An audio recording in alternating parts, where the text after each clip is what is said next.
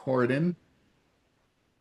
And Marianne, I'm going to ask you to introduce yourself because a lot of us here we can't wait to hear what you have to say, and for to have a bright discussion after the presentation.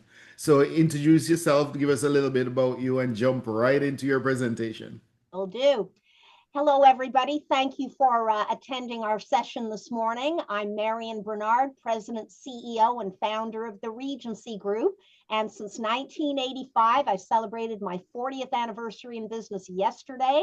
I've helped job seekers from locally to as far away as New Zealand shorten their job search by writing their resumes and LinkedIn profiles. And I do not use artificial intelligence to do that. I coach my clients on how to ace the interview. I teach them how to tap into the hidden job market. In addition, I'm one of only 4 while you wait certified professional resume writers in North America. I personally sport a 97% success rate in helping my job seeking clients get to the interview stage. In a lot of instances, people will contact me and they'd like to have their resume redone, or they want something totally composed from scratch. And a lot of times, and Karen, do I have, you're okay to share my screen? I believe so, yes. Okay, well, I'm going to show you what people typically think is an acceptable resume style, and I'm cringing as I'm going to show this to you. And let me know when you can see my screen. Okay, so you see my name here. You'd also list your address, city, I'm in Canada, province, postal code, phone number, email address. And the old school way, you jump right into the summary of qualifications. And I'm just laundry listing a bunch of skills that I'm hoping that a hiring decision maker would be interested in. And I just jump right in. Professional experience, you see what I refer to as a duties and responsibilities resume, which in the careers community is considered a job search obituary document because it just says, here's what I do, so on and so on.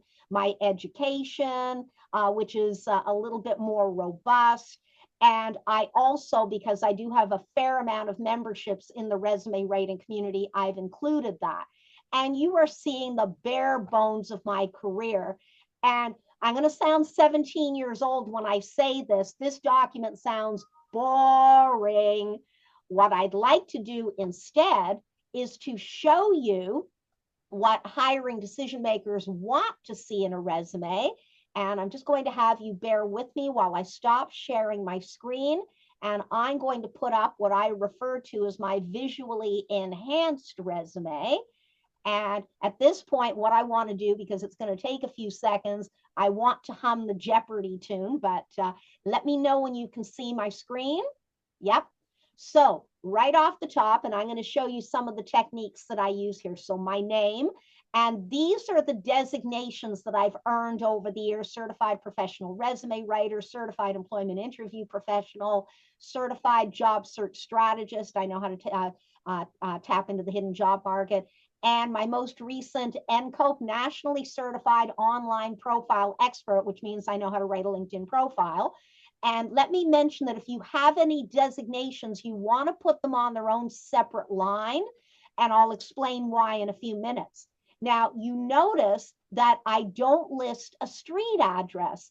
And there's two reasons for that. I'm going to share one of them with you right away. Right off the top, somebody is going, I've had instances where people Google my address and they say, oh, I see you live in a kind of like, Beverly Hills, ritzy type neighborhood. I don't, but, I don't want people jumping to the conclusion about the neighborhood that I choose to live in.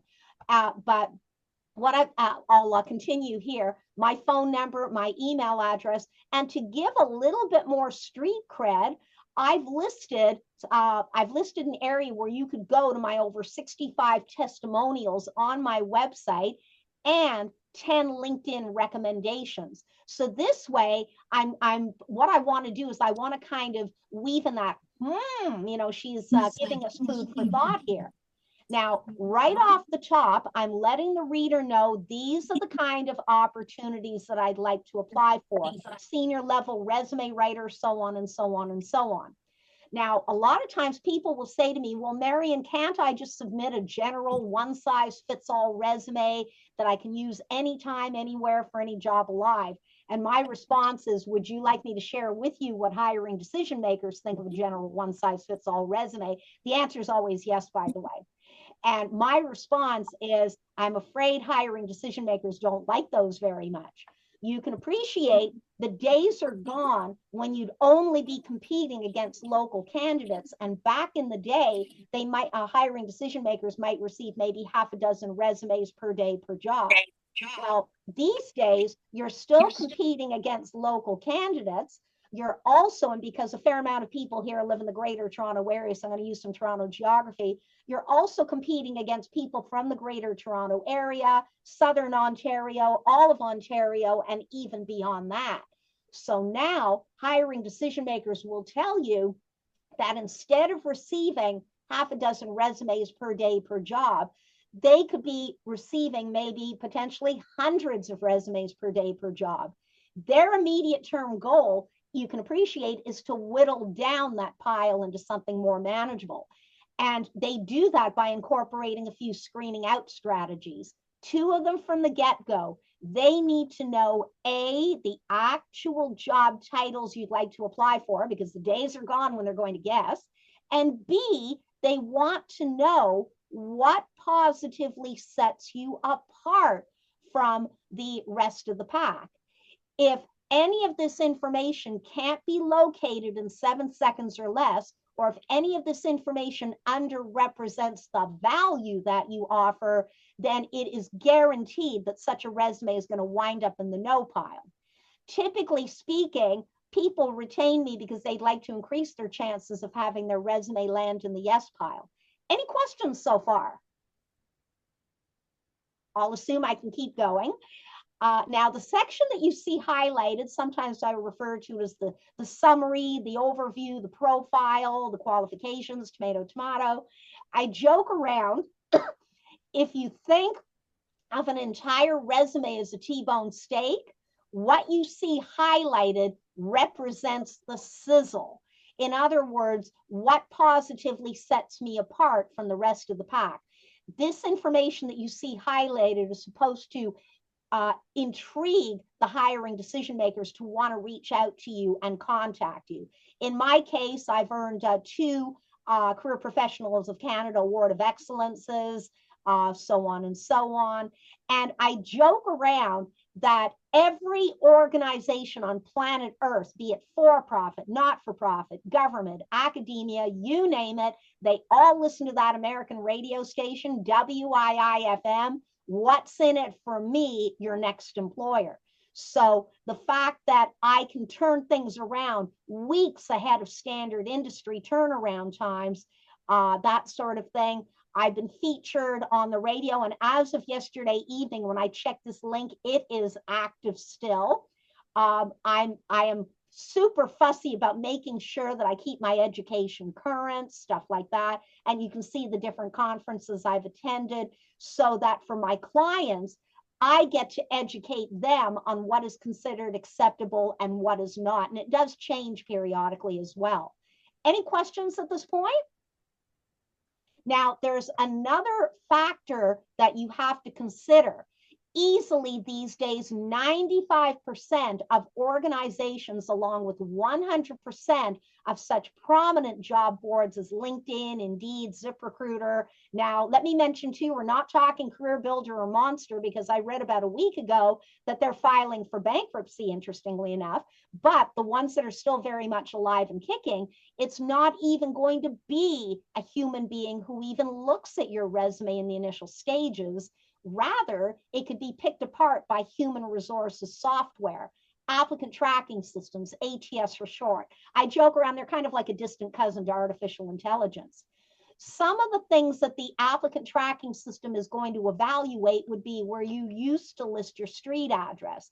If I was looking for an in-person opportunity, and if it happened to be in Toronto, the fact that I've used the word Toronto in the address line here is much, the likelihood is higher that I'm going to get screened in as opposed to screened out.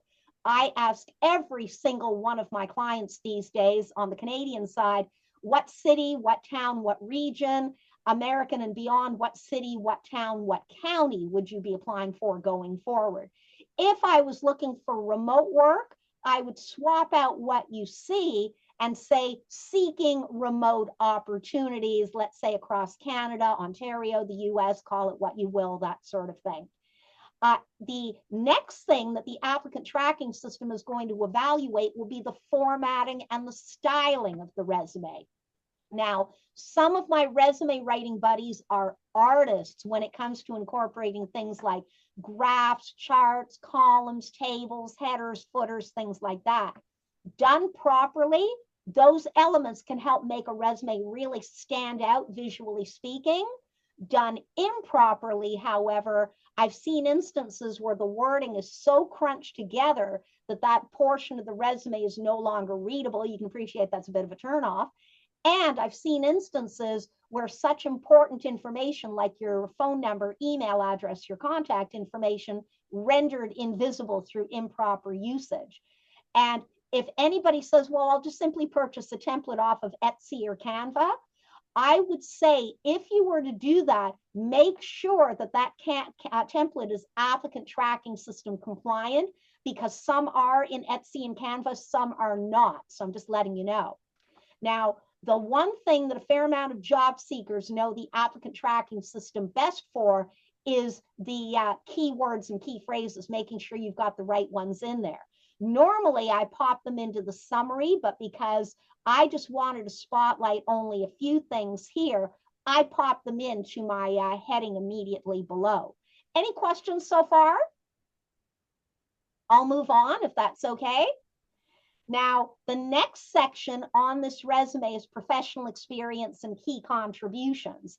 And I've listed, and yes, my company is incorporated. I am taking a bit of a chance here because, like it or not, even though age discrimination shouldn't exist, it can. And I don't want somebody to view my resume and say, oh, Marian started this in 85. She must be beyond fossilhood. No, I'm not. So typically what I say to job seekers these days is you only want to list the relevant goodies on your resume. And typically speaking, depending on what scenario each client presents with, I might only go back 10 years, 15 years, 20 years. If they have relevant experience that goes beyond that, depending on what services my client orders, I might hint at the earlier experience in the summary, saying earlier professional experience gained in this role, so on and so on, but I never list the years. And what I'll come back to what I would do in that regard there. Now, what I've done here, what you see highlighted in green, these represent actual examples of above and beyond service, because you have to think like the hiring decision maker. Why should we hire you? We want you to be able to contribute to our employer's success. And the fact that I've been able to, and it blows my mind, I'll share this, I run my business from a corner of my basement in my home. And as you can see, I have worked with clients across all 10 Canadian provinces, the 3 territories north of Canada. And for people who don't live in Canada, I always say, yes, there is something north of Canada. And you can see the rest here. And to think that I run a home-based business and I've got a worldwide clientele to this day blows my mind. I talk about how I was able to increase business activity 35% after only 2 months, repeatedly capture 33% in monthly long distance savings. And what I'm doing here, the psychology here is I'm doing something that's what's known in the resume writing community as front loading the achievements. In other words, I'm starting off with the positive outcome that my efforts put forth. So this is part 1. Part 2, here is how I did it. And the reason I'm bolding these achievements is that studies have shown that subconsciously, when a hiring decision maker is absorbing the information off of a resume, they don't realize they're doing it, but they could very well be incorporating the idea that they're overlaying the letter F over their documentation. So what that means is at the top, they'll go right across, and just like the letter F, they'll taper off, they'll taper off, they'll taper off. And the goal of my bolding is to break them out of that letter F pattern, so I make it easy to absorb the value that my clients offer, so on and so on there. Any questions so far? I'll keep going. Now, even though I do have work experience prior to 85, I don't want to, mega fossil myself, and it's separate apart from the kind of work that I did. I devote the next section here, education and professional development, full-time studies. Now, I'm originally an executive secretarial graduate from my alma mater. You notice I don't list the year that I graduated, but I'll tell you, I'm class of 76. So I might be perpetuating the fossil mindset, but I do not consider myself a fossil. The different designations I've earned over the years, in other words, what letters I can put in the back of my name, professional memberships. And as you can see, I take what I do quite seriously. I divided them up according to resume writing and networking organizations. And you notice I don't list the phrase references provided upon request. That's a gimme, that's implied. You don't need to do that anymore because it takes up valuable real estate on the resume. And in addition to running my own resume, I have forwarded this resume to colleagues of mine who put the word out that they need to add somebody to their team. And I have always gotten an interview with this resume, and I've always landed the job. And my most recent contract, I'm on the team for a firm in Detroit, and I've been part of their team for 8 years and change now. Any questions at this point? Is it okay with you if I go over to the LinkedIn profile side of things? Absolutely, absolutely. We're following closely. Okay. Oh, wait, sorry. I And had Marian, there's a Q&A after you're finished, so you don't have to worry about that. Okay, just checking. Okay, so let me. but sorry, can I ask a question on this? Because it's on the resume itself. Go ahead. I was just wondering, everyone has been advising to do one-page resume. No. Okay. No. That is folklore. I mean, I've had instances over the years. It's rare for me to do this, but I've written a one-page resume for an executive. I've also written a two-page resume for a newly graduated student because she had the information on there that warranted being on the resume. But one page, folklore. Don't need to pay attention to that rule. Realistically, 2 pages is ideal. Once you get into the executive C-suite space, you could get away with maybe a 3rd page, but 2 pages, ideal. Okay. So, and I'm here to dispel any myths, so just letting you know. I'll stop sharing my screen here, and I'm going to share my LinkedIn profile. And give me just a second while I do that. And okay, and let me know when you can see my screen. Okay, good. Okay, now the first thing that you see here, and I will tell you that I do not know Canva that well, but you see my efforts playing around here. In a perfect world, if you can upload a Canva banner that describes what you do, what greater good will your intended audience receive by retaining you to do, to do X and Y? And my promise is right off the top, because my target market is job seekers, shorten your job search with us. So I'm communicating that what's in it for me mindset, that sort of thing. Now, let me mention, I've had my fair share of people saying, well, Marian, if you write my resume and or LinkedIn profile, can you guarantee that I'll get the job? And my response is, I'd love to make that guarantee, but there are factors beyond my control. But I would like to think that I play an active role in having you heavily considered for the interview. And I talk here about my promise to the job seeker, the value that you offer, elevate your confidence in the process. I cannot tell you how many times over the years people have said to me, I haven't really done anything in my career and I don't say anything, but my response is, oh, I'm going to prove you wrong. Watch me go, that sort of thing. And I talk about the services I offer, and here's where you can contact me. Now, when somebody retains me to write their LinkedIn profile, I write two sections, possibly a third, because a fair chunk of the information can come from your resume. So right off the top, okay, my name and the alphabet soup I have after my name. And the first, well, I write the headline, and the headline is supposed to state, here are the kind of jobs I'd like to apply for, what positively sets me apart, what eligible keywords and key phrases can I sprinkle into the mix? And the challenge is to do that in 220 characters or less. I think my headline cruises in at about 218. And LinkedIn, they have kind of their own keyword search algorithms that recruiters and hiring decision makers use. And easily 97% of recruiters, quote unquote, hang out on LinkedIn. Now, you can certainly get away with having a free LinkedIn profile. I have a premium. I pay 600 Canadian a year. And basically, it allows me to do some deep dive searches for my clients. In a lot of instances, they'll send their resume into the black hole. And I say to them, well, if it was me, I would look for the human resources individual who you'd want to contact. And these days, they're known as talent acquisition representatives or managers, that sort of thing. And also think, what would be the title of my boss, my future boss I'd be applying to? And I'd send that information to them as well. So this way, the likelihood is far less that your job search documents are going to wind up in the perpetual black hole. And if somebody was looking for a resume writer, LinkedIn profile writer, so on and so on, even though there are words separating that, I will come up in the searches. So just so you know.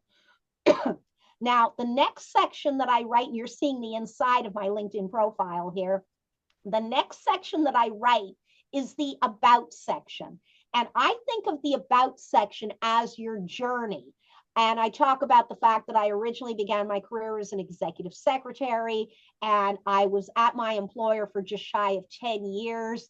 And then the unthinkable happened for me, that out of, my business unit merged with another business unit. Out of 70 people in my business unit, 35 of us were pink slip. I originally thought I was immune because my bosses kept telling me, Marian, you've got the highest performance rankings out of anybody. So when they approached me and they said, your history, I remember bursting into tears, and I'm driving home and I'm thinking, oh, for work again, that sort of thing. Now, fortunately, even though I did have another job to go to, I only lasted there 3 days. I quit on my own initiative because the lure of starting my business, the pull was too great. And I said to them, I'll kick myself if I don't follow through. And they wound up becoming clients of mine for 3 years, which was great. And I talk here, what I also do is I will sometimes weave in some symbols, again, to catch the eye. You'll notice the paragraphs are very short, very succinct, very powerful, because typically people will just skim over your LinkedIn profile.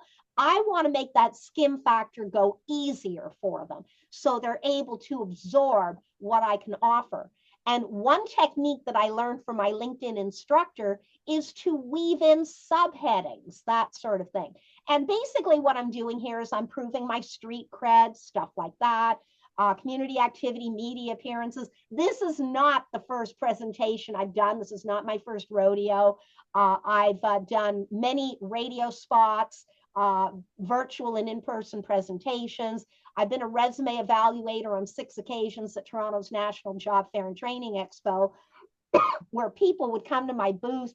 I'd look at their resume and I would say, here's what's good, here's what's average, here's what needs to be beefed up. I would never judge or ridicule, because a lot of times people are nervous. They receive well-meaning but outdated advice, and you see that on the resume, and I'm not going to go shame, so I'd like to think that I'm very compassionate when I'm giving this advice, and I'll even deliver a report card as well. Now, one other thing that I do on the LinkedIn profile and the about section, you're allowed a maximum of 2,600 character spaces included. And if I've got the room to do it, I will list interests and activities. Now, caveat, you want to stay away from anything to do with politics, religion, sensitive personal matters, volatile subjects, no matter where you're located. So I kept my interest squeaky clean. I like to cook. I'm not always in the mood to do it, but when I am, stay out of my way. Love to dance. I'm actually a trained ballroom dancer. Salsa is my hands down favorite dance. Can't tango to save my life. Don't get me started. Zumba. If you were to have known me several years ago, I was overweight, bordering on obesity, and Zumba contributed to mine. I'm going to give you the exact numbers. I was able to lose 52.2 pounds in 53 weeks. That was 13 years ago, and for the most part, I've kept it off. And Karen Shaw knows this. I love oldies music from the decades that you see here. And if you give me half a chance, chances are I could tell you what song was #1 the week you were born. So just letting you know that's how my brain rolls. Go figure. But you can see these are kind of intriguing topics. I've worked with people, they love dogs, dog breeding, stuff like that. So these are kind of conversation starters, rapport builders, that sort of thing. Now, LinkedIn also loves when you sprinkle in keywords and key phrases. And the 3 areas where you can do it best would be in the headline, the about section that you see I've done here, and the skills section. And then again, this is my summary. I think I cruised in at 2,590 characters. So anything, if it's your about section is 2,600 or more, it will unceremoniously cut you off. So just letting you know. I'll move on.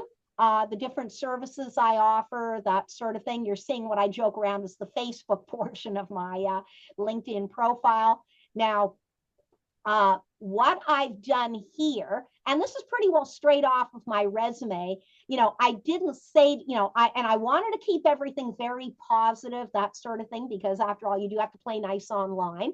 I founded my company, and again, I'm delivering my message to my intended audience to positively distinguish my job seeking clients from the competition by A, B, and C, that sort of thing. And then these are some of the things that appear on my resume. This is straight off of my resume, just so you know. This isn't, but sneaky thing here. What I wanted to do is I kind of wanted to weave in keywords and key phrases in terms of geographic areas that I wanted to target. Sneaky, but it works. So just letting you know. Let's see, education. I've mentioned Seneca here.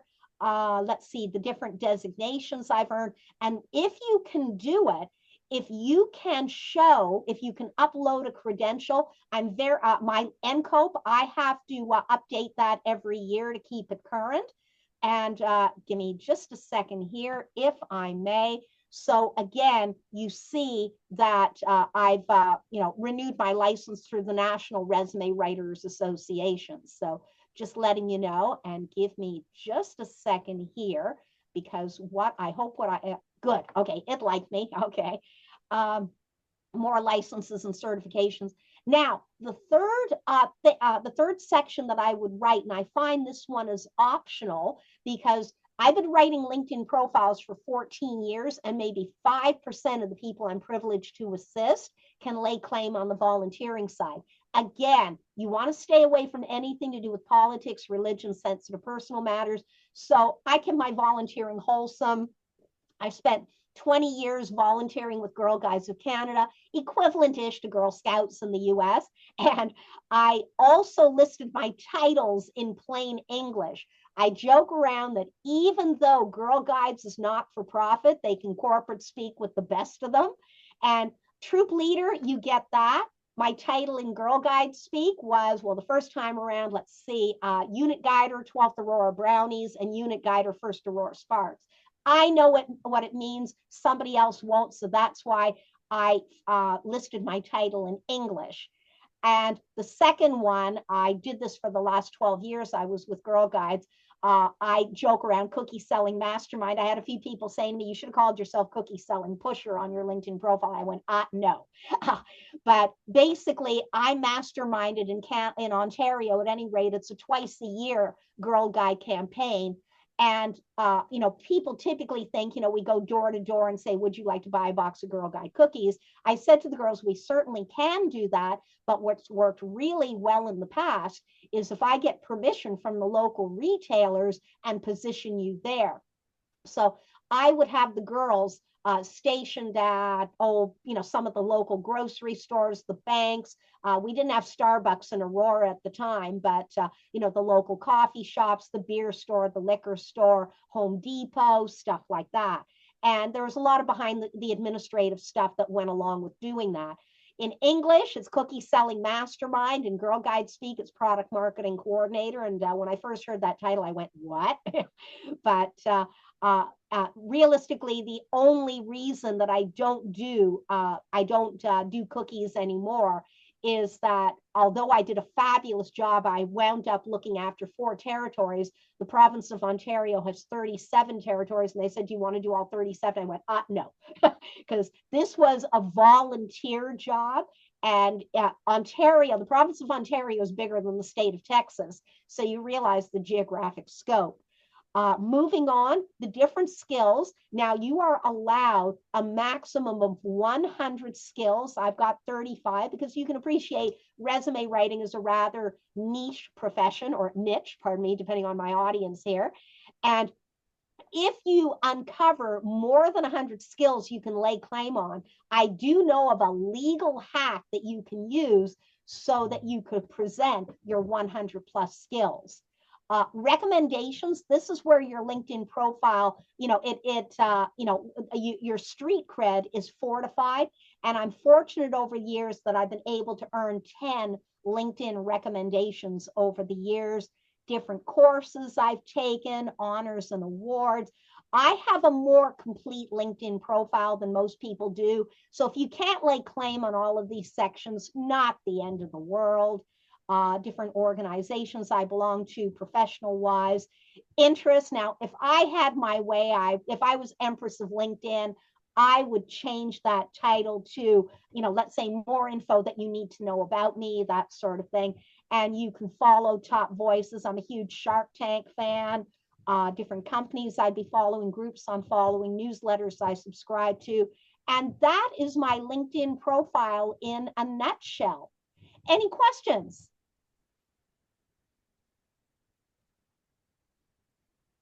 And would somebody be able to check the Q&A for me? Yeah, but let's answer this first. Is your presentation over, or do you have more to go? That's it. All right, so we'll just open up for questions. And so who want to go ahead? Well, Karen is already ready for you. So let Karen start the questions and we'll follow. Fire away. It's not really a question, it's a request. Can you show us a full page resume? I want to be able to show all of this to my daughter and grandchildren. So I'd like to show them what a resume should look like. Well, I'll send over my resume if that's okay with you. The reason I'm sharing information about me is that I'm super fussy when it comes to confidentiality, and I don't have permission from other people. Right, of course. Resume. So I'd be happy to, I can email you my resume, Karen, if that's okay. Fine. And yeah, okay. So let me just make a note. So email. And I know another Karen with the last name starting with S. So with me, you are Kay Shaw. So my resume, and my resume is updated as of this morning. So just letting you know. Perfect. Thank you.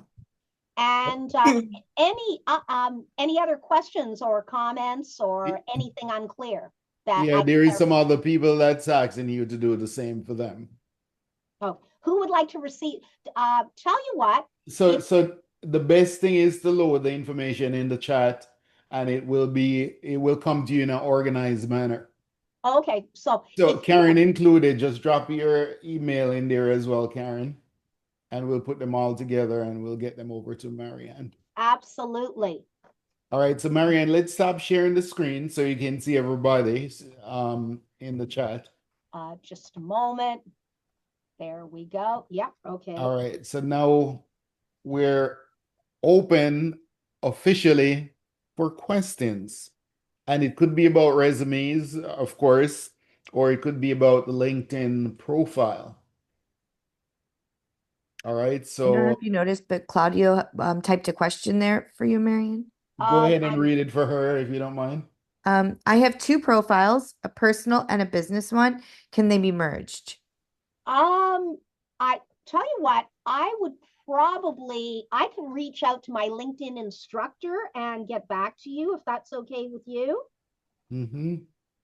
I'm just making a note here. Put Claudia name beside that one. Okay. Uh,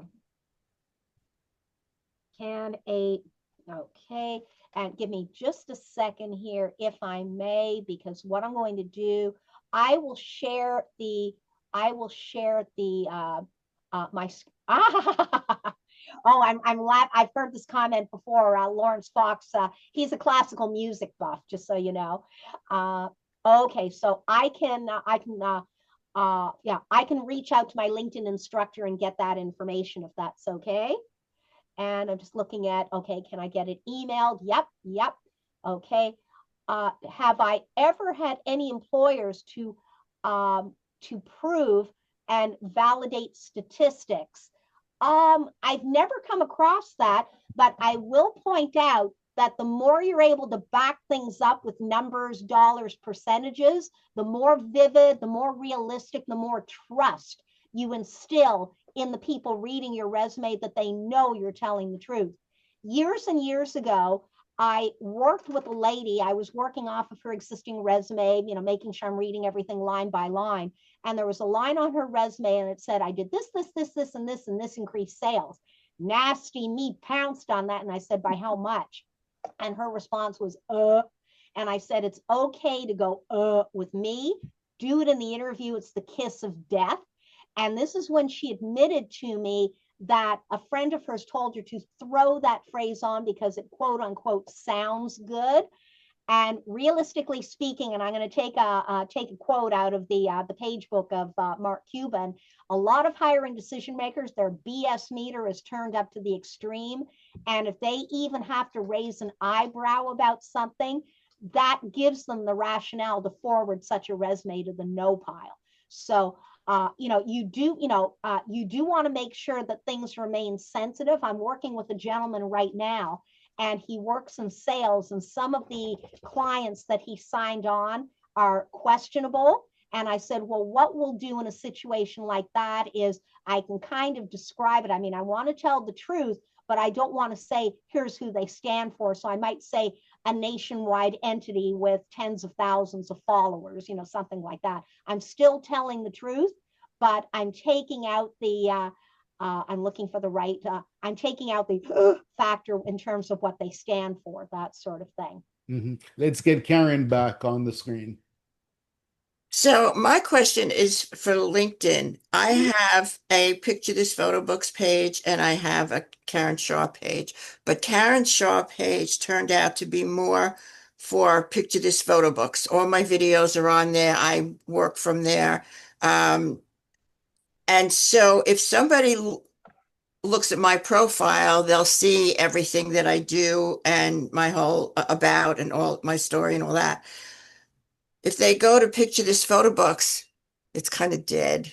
I try to keep it up when I remember to do that. I would love to be able to take that off, and somebody told me not to.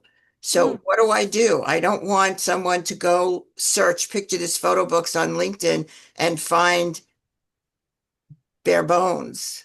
Now, I will tell you, I'm guilty of this because I only recently breathed life into my own business's Facebook page.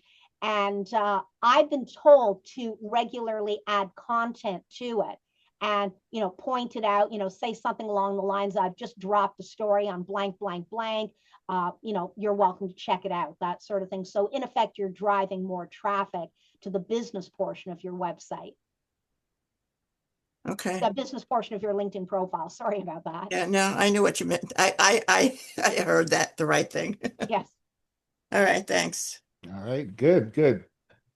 I would think there would be more questions on resume. So let's get a question on resume right now. Who's going to give that question?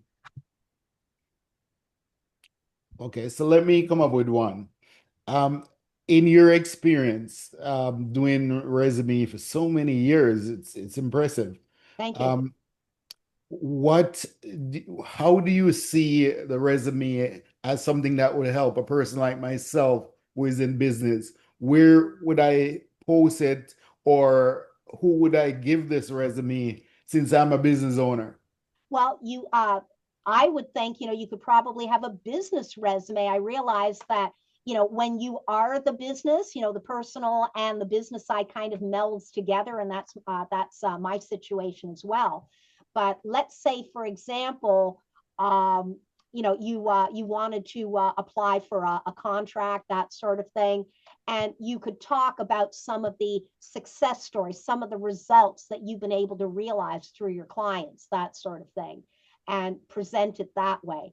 I know that in a fair amount of instances, I mean, I've done a few outplacement assignments, and to speak plain English, if a company is looking at downsizing, rather than have their employees, just be thrown out into the cold, a lot of times companies will bring in somebody like myself to write their resumes, cover letters, LinkedIn profiles, interview coaching, submission to recruiters, tapping the hidden job market, that sort of thing. So, and I look at my goal as, I need to prop up their confidence because they weren't expecting this. And I did one outplacement assignment. There was actually one of my colleagues in Miami, Florida, got the assignment to work with a company in Vermont because I think it was 25 of their employees were being pink slipped.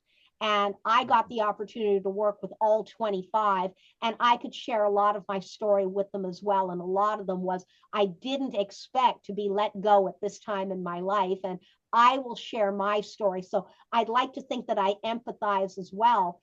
But I continue to this day. I wrapped up my contract with this outplacement assignment back in December, and I'm still hearing from some of the people.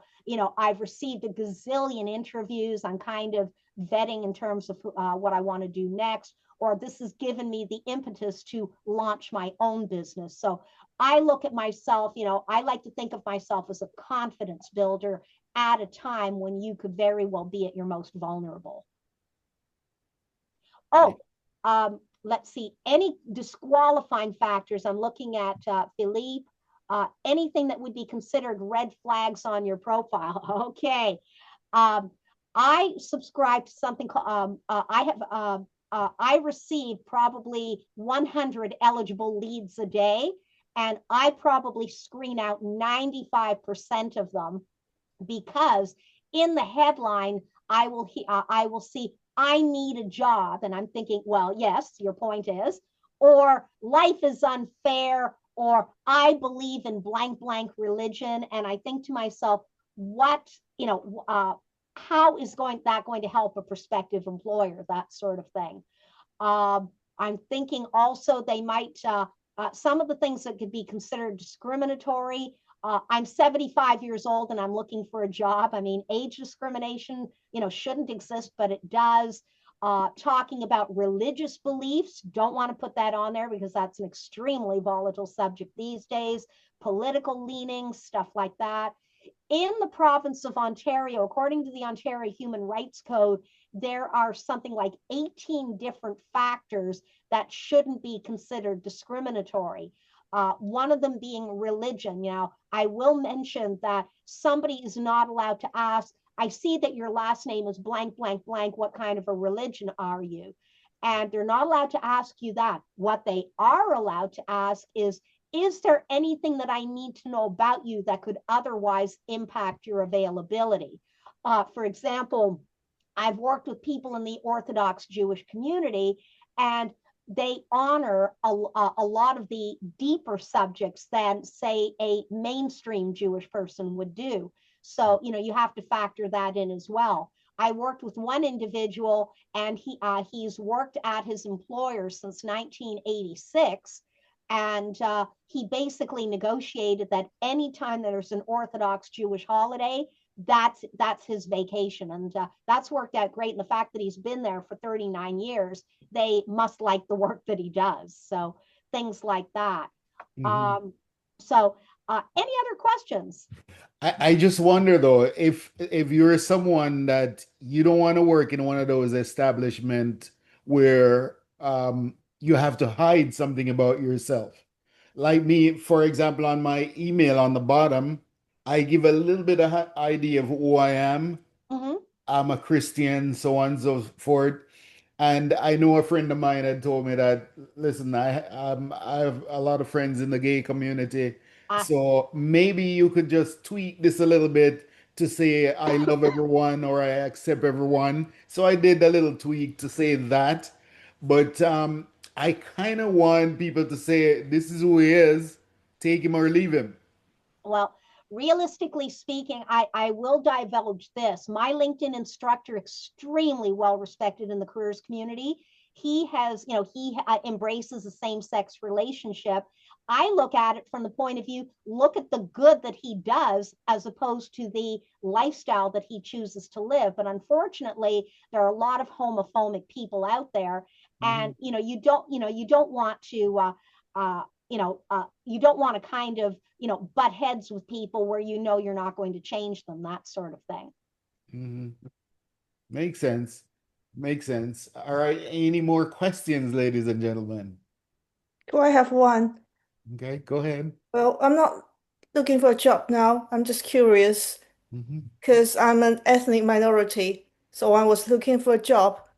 On my resume, I got to write down I'm a British citizen. Otherwise, I may not even get an interview. Well, I think Because you I have. did, yeah, because I didn't do that before, and they Mhm. didn't know I was an ethnic minority. Well, But when I got there, they found an excuse to send me home, so I didn't get an interview. Of course, they didn't say the reason, but I just knew. So afterwards, I always wrote down, I'm a British citizen on my resume. It looks Mhm. really silly, but what well, would you do? Yeah. well, mind you, I mean, in my case, if somebody is proud of their citizenship, I might say, and keep in mind, I'm located in Toronto, Canada. I might say something like, dual citizenship in Canada and the US, that sort of thing. Oh, But yeah. I would think more from the point of view, how have you contributed to your client's successes? Have you been Mhm. able to steer more traffic to them? By how much? If you're able to weave in some testimonials from satisfied clients, how have you been able to help them? Let me think. I'm going to put on my, I'm looking for a website and I'm a customer right now. How have you been able to increase my SEO, search engine optimization? And according to Neil Patel, that's now search everything optimization because AI is starting to factor into that as well. How have you been able to, uh, you know, uh, does AI pick up information about my company, the old school way? Are you able to get my company in the top five, top five of page one on Google rankings, that sort of thing? Have you been, like I said, have you been able to position your clients above the competition? So British citizenry is a very tiny equation of that. Rather, how have you contributed towards the success of the people you're working with? Am I making sense? You're Yeah, making thanks. good sense. Yeah, that is perfect. And Okay, so this is what I'm gonna do. I'm gonna stop the recording so that we can take off the gloves and you can ask anything you want at this point. But first, Marianne, can you summarize a little bit more about yourself and how we can get a hold of you? Absolutely. Well, as I alluded to earlier, I celebrated my 40th anniversary in business yesterday. So that translates into thousands and thank you, thousands and thousands of very satisfied clients since 1985. I'm Ontario's first certified professional resume writer. There's a few dozen across the world. And what that means is that I know how to write a resume aimed at positively distinguishing clients from the competition. And I also operate Canada's only, one of only four in North America, while you wait resume writing services. So I can deliver an extremely high quality first draft weeks ahead of my colleagues. Typically, I do that. I can deliver an extremely high quality first draft in 24 hours or less. And if you'd like to reach out to me, and I'm not shabby on the keyboard, I can keyboard 127 words a minute. I just popped in my URL in the chat. So just letting you know. Awesome, awesome, very good. Thank you very much. Appreciate you.